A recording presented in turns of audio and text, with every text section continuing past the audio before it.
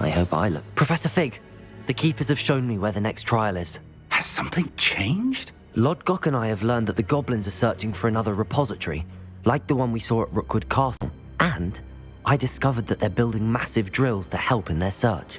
Professor Fitzgerald seemed very concerned. I see. Ranrock clearly knows even more than we suspected. And sir, there's something else. Lodgok knew Miriam.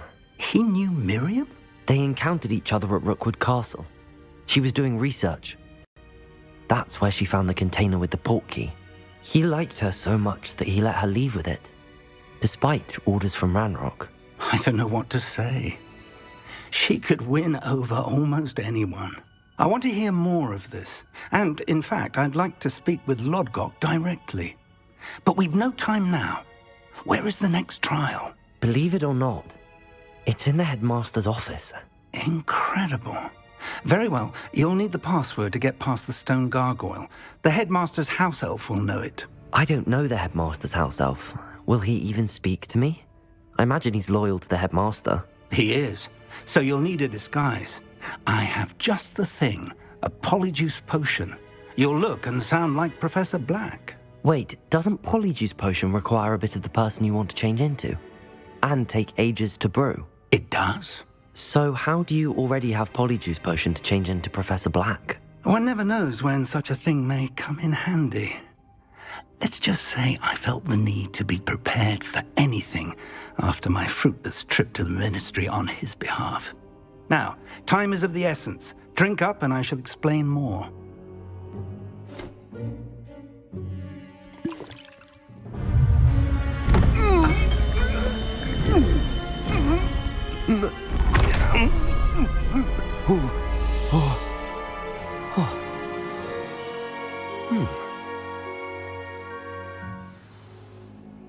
How do you feel? Incredible. I won't forget that taste anytime soon. How do I sound? Convincing. I've taken the liberty of transfiguring your robes. As we discussed, you'll need the password from Scrope, who could be anywhere in the castle. You might look for Professor Kagawa. She's taken to badgering the poor elf about Quidditch in the hopes that he can convince Black to change his mind. Thus far, unsuccessfully. I see. But what if Professor Black sees me? Leave him to me. I shall tell him where to meet a liaison from the Ministry in Hogsmeade. That should give you plenty of time. Thank you, Professor. I suppose we'll meet again in the map chamber. It's rather strange to hear gratitude coming from Professor Black. I'll see you there.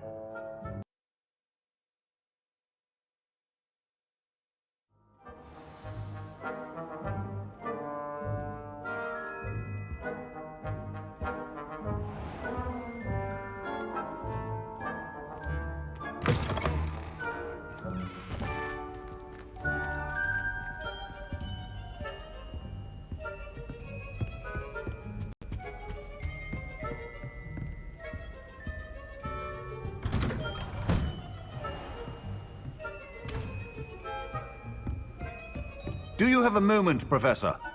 Professor, I was hoping to catch you. Places to be, Professor Sharp. Places to be. Of course, sir. Only... you'd asked me about a particular potion, and I did? I did, yes. Well, spit it out, Sharp. I don't have all day. Probably best not to discuss it here, sir. I assure you, Sharp, you may speak freely. Very well. I've brewed the cure for boils you wanted. I can drop it by your office when it's convenient. Of course, yes. No need for all the cloak and dagger. Simply have a student deliver it. A student. Very well, sir, if you insist. I do. And thank you, Sharp. I just hope you've brewed enough for all my boils. Now, to determine which student gets this rather unenviable task.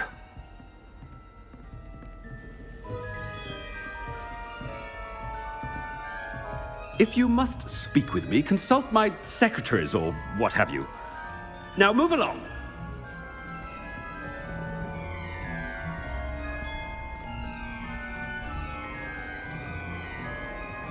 Greetings! I mean, out of my way, children.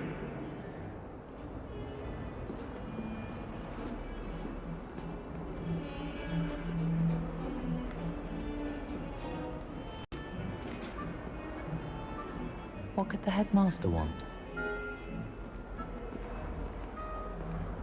Gareth!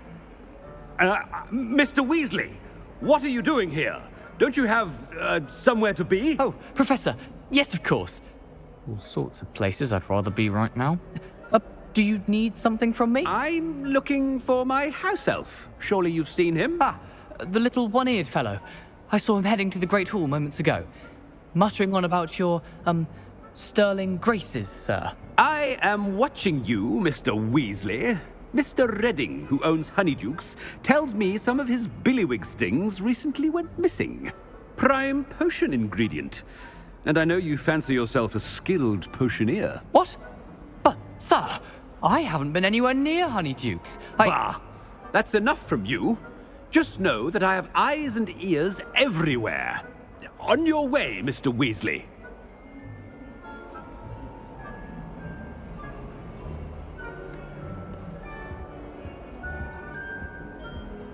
Well, there's one for my diary.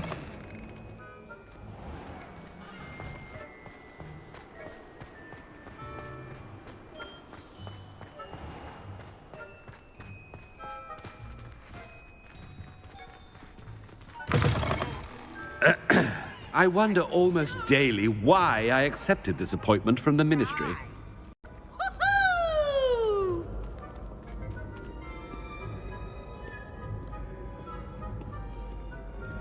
Professor Black, how are you, sir?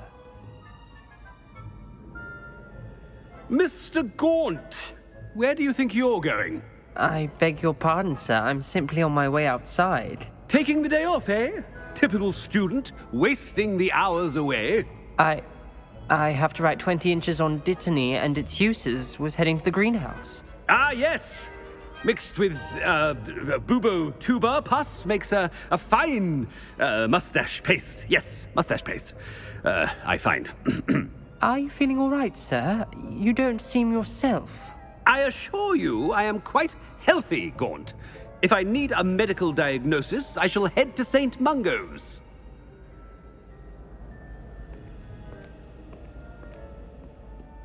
Something is very wrong with me. You call that a shine on those boots?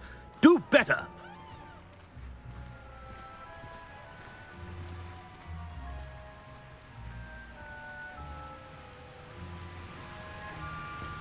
Professor, a word? I should like to speak with you, Professor. Professor Black, again, it is not too late to reconsider your decision regarding Quidditch. We could still have trials and a somewhat shortened season. It would be better than none at all. But the injury, Madam Kogawa. Professor, more than one student has taken a bludger to the head on our pitch. I dare say it knocked some sense into them. And they're fine now. The fact that it happened to be a pureblood, well, that's no reason to... What nonsense! That you would trivialize the health of a student over a silly game. A silly game? You are quite impossible sometimes. Sir, I've a good mind to write to the Department of Magical Games and Sports at the Ministry about you. Good idea. I can even provide the parchment should you need it. Now, where is my elf? Parchment? Very well, I will, and with pleasure.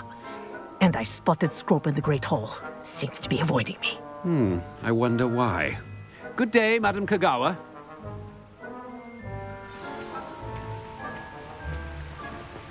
What did we do to deserve him as a headmaster?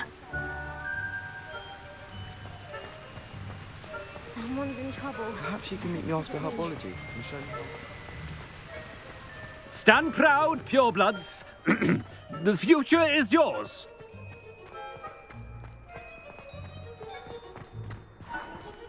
I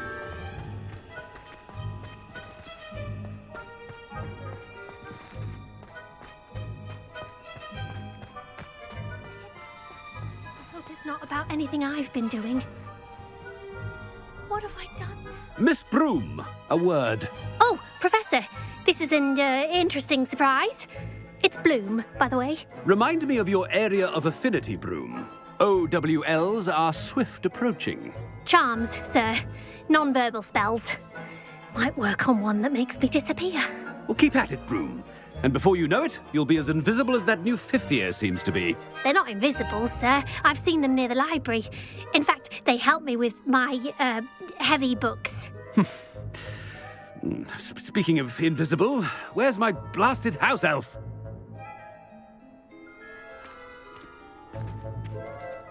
Something seems a little off with the headmaster.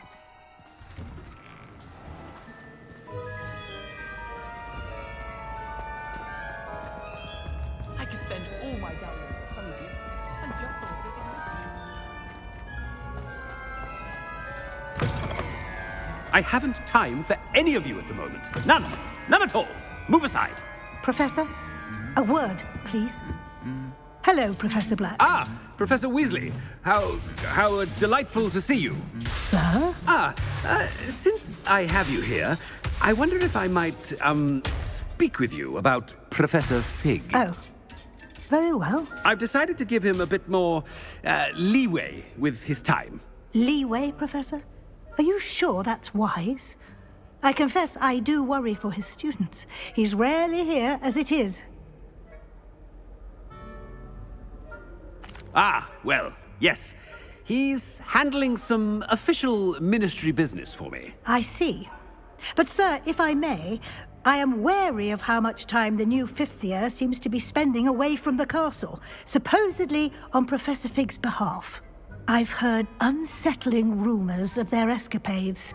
Everything from sneaking into the Forbidden Forest to confronting Ranrock's loyalists and Rookwood's lot. What? Goodness. You cannot believe everything you hear, Professor. No, you cannot. I mean, I shall keep an eye on Fig. You simply keep doing the wonderful job that you're doing. Simply wonderful. Thank you. But I'm happy to look into... Good. That'll be all, Weasley. I mean, Professor Weasley. Good day.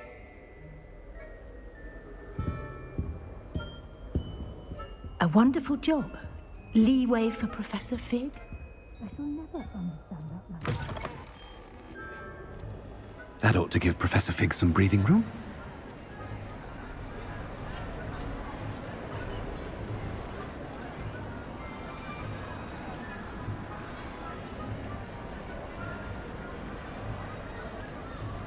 Professor Black is happy with Scrope's performance as his house elf. There's no doubt in Scrope's mind. Attention, students! I hereby decree that the Great Hall be forthwith decorated in the elegant banners of Ravenclaw. I shall be taking no questions at this time. Or ever.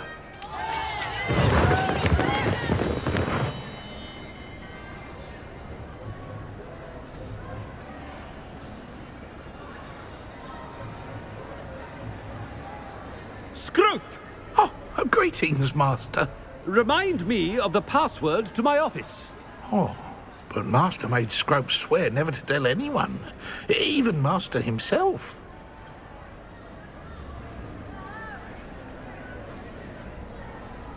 And now I'm telling you that you can tell me. Yes, sir. Of course, sir. Scrope begs forgiveness. It is the Black family motto, Master. Right. Of course. Master does remember it.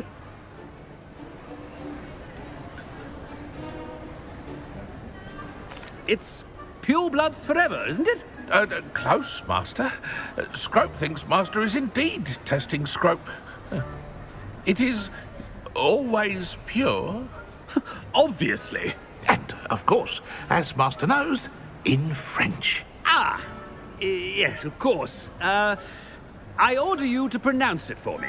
Oh, but Master knows that Scrope's French is most pitiful. Oh, very well. Toujours pur. Ha! Thank you. Never speak of this conversation with me or anyone else. Of course, sir. Scrope shall try his best to keep out of Master's way. The polyjuice potion's wearing off.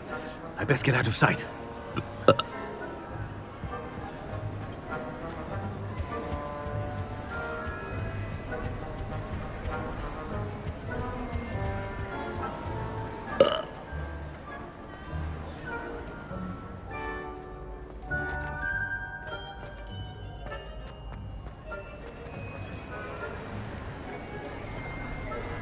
Made it just in time.